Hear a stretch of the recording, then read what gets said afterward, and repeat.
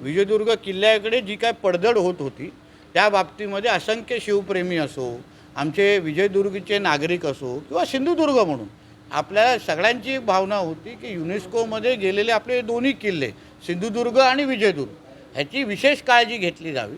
त्यासाठी आदरणीय राणेसाहेब जेव्हा खासदार झाले त्यांनी लगेच त्या संदर्भात पत्र पाठवलं। मी जेव्हा दिल्लीला हल्ली गेलेलो तेव्हाही मी त्या पत्राच्या आधारे मीही पाठपुरावा जिल्ह्याचा पालकमंत्री म्हणून केला, तसं मी त्या भागाचा आमदार पण आहे आणि म्हणून मला समाधान वाटतं की महाराजांनी जो काही एक मोठा ठेवा आपल्याला जिल्हावासी म्हणून दिलेला आहे त्याला आता अजून भक्कम करण्याच्या दृष्टिकोनातून आपल्याला भरघोस निधी मिळालेली आहे। सर, मुंबई महानगरपालिकेचा महापौर हिंदी की हिंदू यावर सध्या वाद सुरू आहे। तुम्ही ट्विट देखील सूचक केलं होतं, त्या संदर्भात काय? मुंबई महापालिकेचा महापौर जो आदरणीय देवेंद्र फडणवीस साहेबांनी स्पष्ट केलेला आहे, आमची भूमिका स्पष्ट आहे। मुंबई महापालिकेचा महापौर हा हिंदूच होणार, मराठीत होणार आणि तो महायुतीचाच होणार।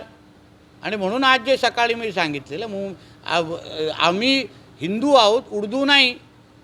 कारण का ठाकरेंच्या कुठल्याही विचाराच्या महापौरला तुम्ही बसवलं तर मुंबईमध्ये उर्दू शाळाच वाढणार आहेत, उर्दू भवन तयार होणार आहे। कारण का उद्धव ठाकरे मुख्यमंत्री असतानाच्या काळामध्ये नवाब मलिकाच्या पत्रावर त्यांनी मुंबईमध्ये उर्दू भवन चालू करण्याचे काम सुरू केलं होतं। मुंबईमध्ये मराठी शाळा किती कमी झाल्या आहेत बघा आणि उर्दू शाळा किती वाढल्या आहेत बघा। मग जसं आता मदरसामध्ये आता जसं उर्दू शिकवायला सुरू झालेले आहेत ना, तसं उद्या ठाकरेंची सत्ता आली तर मराठी शाळा बंद करून तिथे उर्दू शाळा सुरू करतील।